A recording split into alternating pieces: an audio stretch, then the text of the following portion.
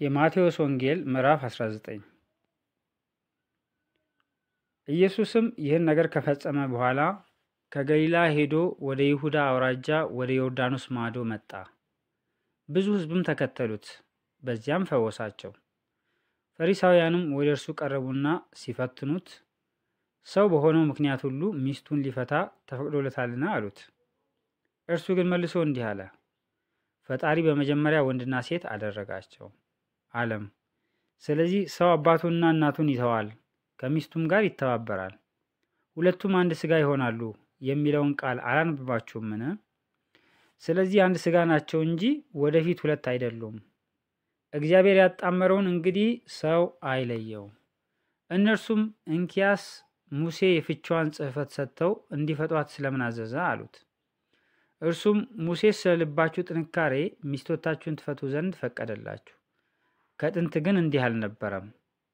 እኔ ግን እላችኋለሁ ያለ ዝሙት ምክንያት ሚስቱን ፈቶ ሌላይቱን የሚያገባ ሁሉ ያመነዝራል፣ የተፈታችውንም የሚያገባ ያመነዝራል አላቸው። ደቀ መዛሙርቱም የባልና የሚስት ሥርዓት እንዲህ ከሆነ መጋባት አይጥምም አሉት። እርሱ ግን ይህ ነገር ለተሰጣቸው ነው እንጂ ለሁሉ አይደለም። በእናት ማኅፀን ጃንደረቦች ሆነው የተወለዱ አሉ፣ ሰውም የሰለባቸው ጃንደረቦች አሉ። ስለ መንግሥተ ሰማያትም ራሳቸውን የሰለቡ ጃንደረቦች አሉ።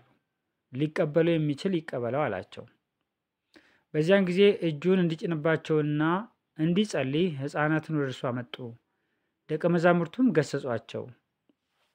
ነገር ግን ኢየሱስ ሕፃናትን ተዋቸው፣ ወደ እኔ ይመጡ ዘንድ አትከልክሏቸው፣ መንግሥተ ሰማያት እንደነዚህ ላሉት ናትና አለ። እጁንም ጫነባቸውና ከዚያ ሄደ። እነሆም አንድ ሰው ቀርቦ መምህር ሆይ የዘላለምን ሕይወት እንዳገኝ ምን መልካም ነገር ላድርግ አለው። እርሱም ስለ መልካም ነገር ለምን ጠይቀኛለህ? መልካም የሆነ አንድ ነው። ወደ ሕይወት መግባት ብትወድ ግን ትእዛዛትን ጠብቅ አለው። እርሱም የትኞችን አለው። ኢየሱስም አትግደል፣ አታመንዝር፣ አትስረቅ፣ በሐሰት አትመስክር፣ አባትህና እናትህን አክብር፣ ባልንጀራህንም እንደ ራስህ ውደድ አለው። ጎበዙም ይህንማ ሁሉ ከሕፃንነቴ ጀምሬ ጠብቄአለሁ፣ ደግሞስ የሚጎለኝ ምንድን ነው አለው።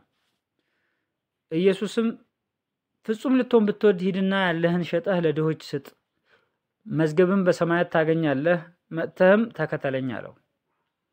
ጎበዙም ይህን ቃል በሰማ ጊዜ ብዙ ንብረት ነበረውና እያዘነ ሄደ።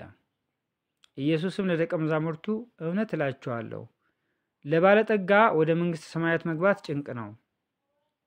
ዳግመኛም እላችኋለሁ ባለጠጋ ወደ እግዚአብሔር መንግሥት ከሚገባ ግመል በመርፌ ቀዳዳ ቢገባ ይቀላል አለ። ደቀ መዛሙርቱም ሰምተው እጅግ ተገረሙና እንኪያስ ማን ሊድን ይችላል አሉ። ኢየሱስም እነርሱን ተመልክቶ ይህ በሰው ዘንድ አይቻልም፣ በእግዚአብሔር ዘንድ ግን ሁሉ ይቻላል አላቸው።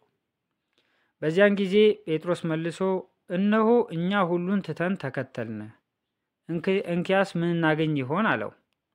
ኢየሱስም እንዲህ አላቸው፣ እውነት እላችኋለሁ እናንተስ የተከተላችሁኝ በዳግመኛ ልደት የሰው ልጅ በክብሩ ዙፋን በሚቀመጥበት ጊዜ እናንተ ደግሞ በ12ቱ የእስራኤል ነገድ ስትፈርዱ በ12 ዙፋን ትቀመጣላችሁ።